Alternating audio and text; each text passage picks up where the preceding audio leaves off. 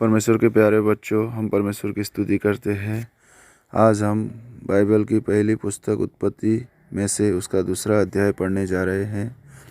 यों आकाश और पृथ्वी और उसकी सारी सेना का बनाना समाप्त हो गया और परमेश्वर ने अपना काम जिसे वह करता था 7वें दिन समाप्त किया और उसने अपने किए हुए सारे काम से 7वें दिन विश्राम किया।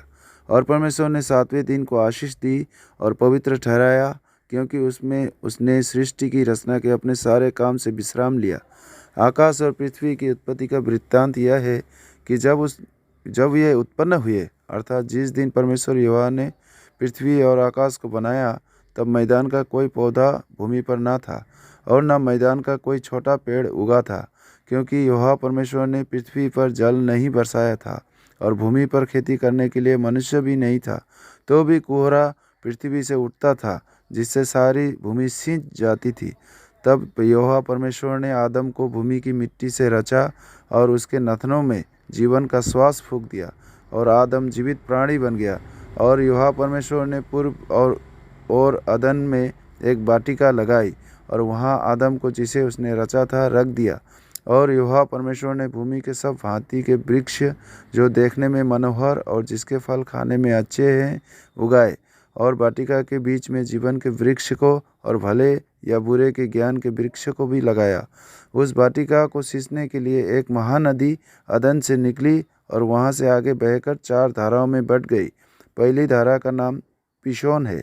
यह वही है जो हवीला नाम के सारे देश को, जहाँ सोना मिलता है, घेरे हुए है। उस देश का सोना चोखा सोना होता है। वहाँ मोती और सुलेमानी पत्थर भी मिलते हैं। दूसरी नदी का नाम गीहोन है। यह वही है जो कूश के सारे देश को घेरे हुए है। और तीसरी नदी का नाम हिद्देकेल है। यह वही है जो अश्शूर के पूर्व की ओर बहती है। और चौथी नदी का नाम फरात है। तब यहोवा परमेश्वर ने आदम को लेकर अदन की वाटिका में रख दिया कि वह उसमें काम करे और उसकी रक्षा करे। और यहोवा परमेश्वर ने आदम को यह आज्ञा दी, तू वाटिका के सब वृक्षों का फल बिना खटके खा सकता है, पर भले या बुरे के ज्ञान का जो वृक्ष है उसका फल तू कभी न खाना, क्योंकि जिस दिन तू उसका फल खाएगा उसी दिन अवश्य मर जाएगा। फिर यहोवा परमेश्वर ने कहा, आदम का अकेला रहना अच्छा नहीं, मैं उसके लिए एक ऐसा सहायक बनाऊंगा जो उससे मेल खाए।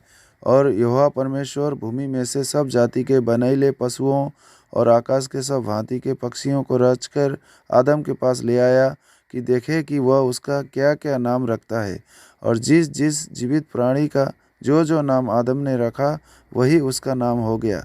अतः आदम ने सब जाति के घरेलू पशुओं और आकाश के पक्षियों और सब जाति के बनैले पशुओं के नाम रखे, परंतु आदम के लिए कोई ऐसा सहायक न मिला जो उससे मेल खा सके। तब यहोवा परमेश्वर ने आदम को भारी नींद में डाल दिया, और जब वह सो गया तब उसने उसकी एक पसली निकालकर उसकी जगह मांस भर दिया। और यहोवा परमेश्वर ने उस पसली को जो उसने आदम में से निकाली थी स्त्री बना दिया और उसको आदम के पास ले आया। तब आदम ने कहा, अब यह मेरी हड्डियों में की हड्डी और मेरे मांस में का मांस है, इसलिए इसका नाम नारी होगा, क्योंकि यह नर में से निकाली गई है। इस कारण पुरुष अपने माता पिता को छोड़कर अपनी पत्नी से मिला रहेगा और वे एक ही तन बने रहेंगे।